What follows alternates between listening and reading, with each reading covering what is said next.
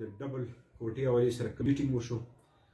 هغې کې موږ دوی دپاره چې کوم ډیډلاین ورکړو نو ټیوزډے باندې انشاءالله دوی واپس موږ ورته ویل چې تاسو به د 9 ایئر دپاره چې کوم کوټې ډبل کېدو نوټیفیکیشن دی دا به تاسو کوئ.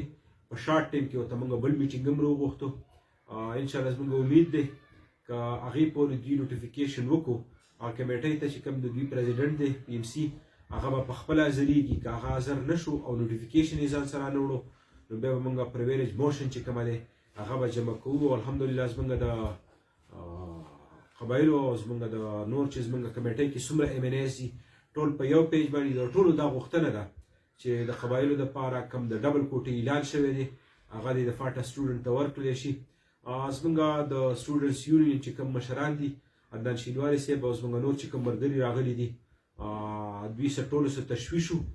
دوی به هم خپله خبره وکړي خو انشاءالله زه د ټولو قبایلو چې څومره سټوډنټان دي ټولو ته زیری ورکوم انشاءالله چې دا حق به موږ دوی دپاره اخلو د خیره سه. دلته د ډبل کوټې چې کوم سټوډنټان دي کوم چې په میرټ کې راغلي انشاءالله ټول به دې نه مستفید کېږي. ډېره مننه.